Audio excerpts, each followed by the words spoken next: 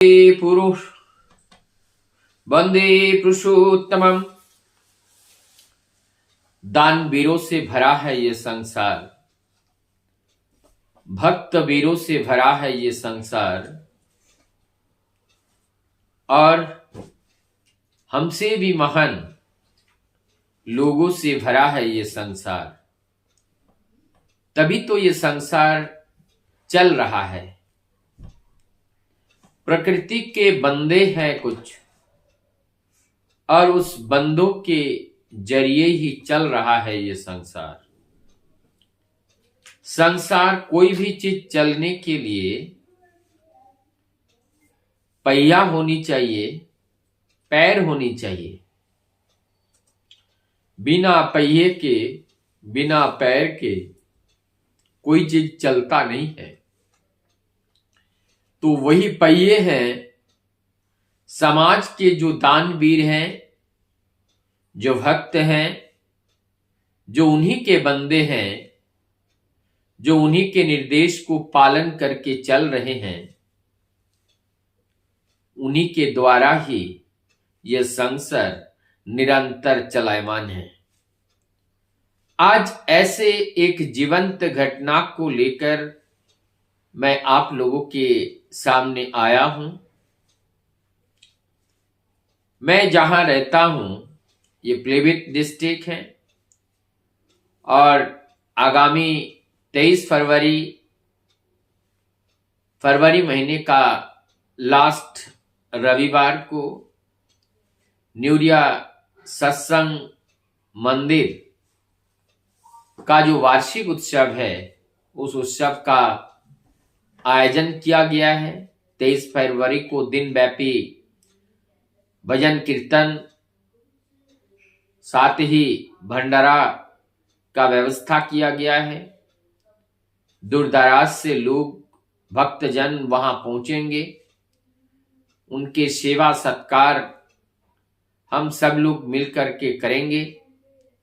इसी सिलसिले में आनंद, हर्ष, उल्लास के साथ सभी लोग इस उत्सव कार्य में लगे हुए हैं। आज 31 जनवरी दिन शुक्रवार, हम लोग अपने साथियों के साथ निमंत्रण देने के लिए दिनेशपुर, रुद्रपुर, कालीनगर एवं विभिन्न जगह हम लोग पहुंचे। ये जिस जगह का नाम मैं ले रहा हूं, ये उत्तराखंड का एरिया है।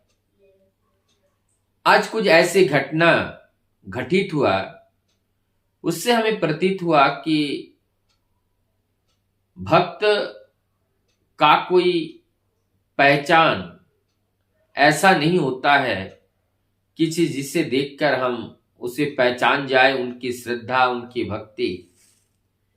ना उनका कोई मेजरमेंट होता है, और ना ऐसे महान आत्माओं को देखने का दृष्टि हमारे पास है।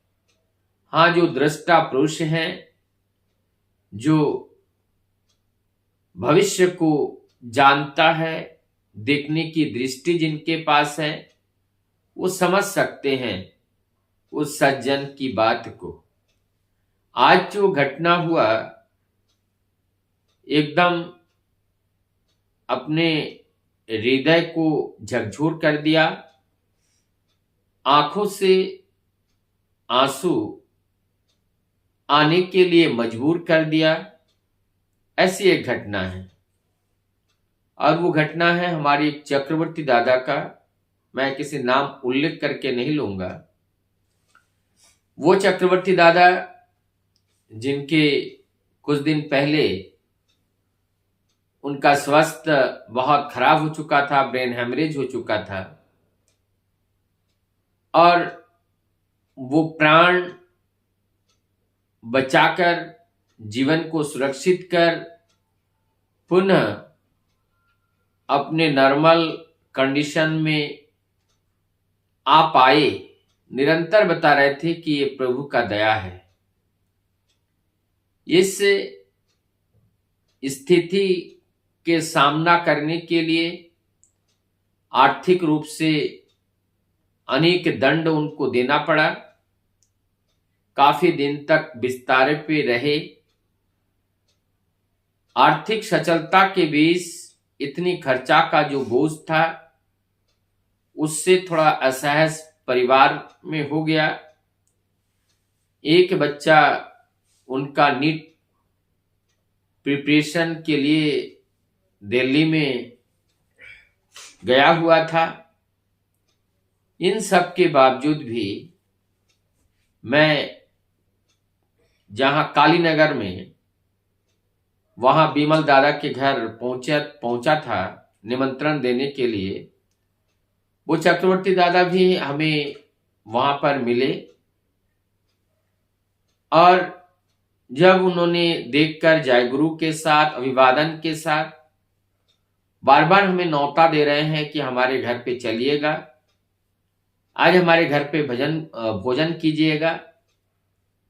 व्यस्तता चल रही थी लेकिन उनकी ये जो चंचलता थी और ये अधीरपन जो भाव उनके अंदर था, मुझे एक बार के लिए ऐसा लगा कि कहीं ऐसा तो नहीं है कुछ दिन पहले इनका ब्रेन हेमरेज हुआ, अभी ये पूरी तरह से रिकवरी नहीं हो पाई, जैसे साधारणतः पेशेंटों में होता है कि मानसिक असंतुलन या मानसिक विकृति अभी भी इनमें है। हमने ऐसा सोचा और सोच करके भी मैंने एकदम डिनाई भी नहीं किया, मन में सोचा शायद इसी वजह से बार बार बोल रहे होंगे। मैंने बात को बहुत ज्यादा महत्व नहीं दिया, लेकिन बाद में जब आने लगे तो कहने लगे हमारे घर से होकर ही जाइएगा। वो हम लोगों को बुला करके लेके गए, वो अपनी स्कूटी पे चलाकर घर पहुंचे। हम जो गाड़ी लेके गए थे उसी गाड़ी से हम 5 लोग थे, सब लोग पहुंचे। हमने सोचा चलो रास्ते पे हैं, उनको जागरूक करके निकल जाएंगे। वहां पे गए, जा करके देखा, कह रहे हैं कि आप लोग यहाँ खाना खाइए। 5 लोगों के लिए खाना भी तैयार हो गया एकदम कम समय के अंदर। उसके बाद जो घटना हुआ वो बहुत चौंकाने वाली है। उसके बाद जो घटना हुआ, उनका बेटा को उन्होंने बता दिया, वो आए, आकर के वो कुछ पैसे अर्घ देने लगे। हमारे एक्चुअली मन ये था कि भाई दादा इतनी परेशानी में आए हैं, अर्घ की बात यहाँ नहीं करेंगे, ना तो अर्घ यहाँ मांगेंगे। तो अब अगर वो उत्सव के लिए अर्घ लेकर के आए, मैंने सोचा कि होगा उसमें 500 रुपए, 1000 रुपए। जब उस अर्घ को देखा तो वो अर्घ 5001 रुपए या 1100 रुपए ऐसा कुछ था। जब उन्हें देखा, हम जितने भी लोग थे सबके आंखों से आंसू आने लगे और ये आंसू श्रद्धा की थी।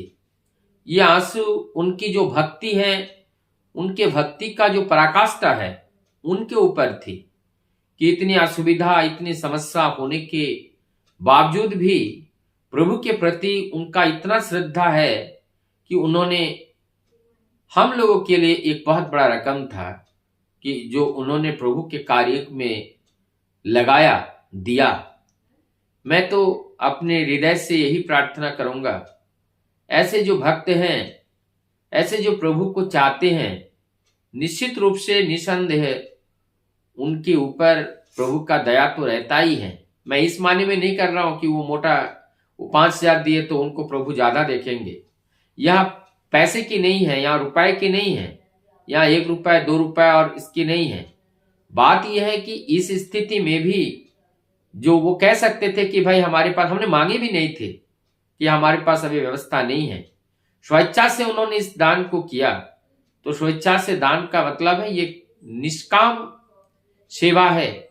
उन्होंने पाने की आशा में नहीं, लालच रहित होकर के उन्होंने इस सेवा को किया है। निश्चित रूप से प्रभु का दया उनके ऊपर वर्षण हो रही है और वो निरंतर यही कह रहे थे कि हम प्रभु की दया से अब चल रहे हैं। और वो सत्यानी व्रत को भी पालन कर रहे हैं और मैं प्रभु से यही प्रार्थना करूंगा कि प्रभु उनकी जो व्रत है, इस व्रत को बरकरार रखने के लिए उनके अंदर शक्ति सामर्थ्य निश्चित रूप से देंगे, दे रहे हैं। और ऐसे विशाल हृदय के व्यक्ति जो धनी हैं उनको और शक्ति सामर्थ्य दे, ताकि ऐसे भक्त, ऐसे विनम्र और ऐसे शालीन व्यक्तियों के द्वारा ही परम पिता के जो अनुष्ठान है वो संभव हो सकता है। और ये अनुष्ठान का आयोजन भी इसलिए किया जाता है ताकि समाज में एक बहुत बड़ा परिवर्तन आए। अनेकों लोग सोच रहे होंगे, जो महाकुंभ चल रहा है, जो कुंभ मेला चल रहा है, मेला का अर्थ है मिलाप करना। ये महाकुंभ से हम लोगों का एक बहुत बड़ा बेनिफिट मिल रहा है। इष्ट के प्रति, सत्य के प्रति जागरूकता होना, उनकी प्रति निष्ठा होना।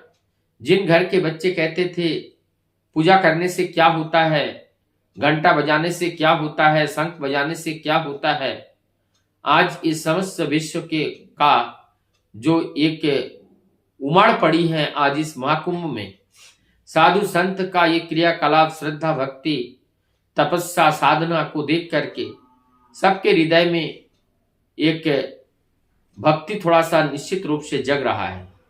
अब वो प्रश्न हमारा बुझ रहा है, जहां पर सनातनी बुझ रही थी, अब सनातनी जग रहा है, तब जग जगेगी। और उस जग को जगाने के लिए इतना बड़ा एक धार्मिक अनुष्ठान आज किया जा रहा है। और ये धार्मिक अनुष्ठान हम लोगों की मन में एक जो अनुप्रेरणा है उस सत्य के प्रति, वो निश्चित रूप से बढ़ रहा है। और इससे जब धर्म के प्रति रुझान बढ़ती है, सत्य के प्रति विश्वास बढ़ती है, तब ये समाज भी एक विश्वासी हो जाते हैं। और ये विश्वासी होने का अर्थ है सत्य का ग्रहण करते हुए चलना।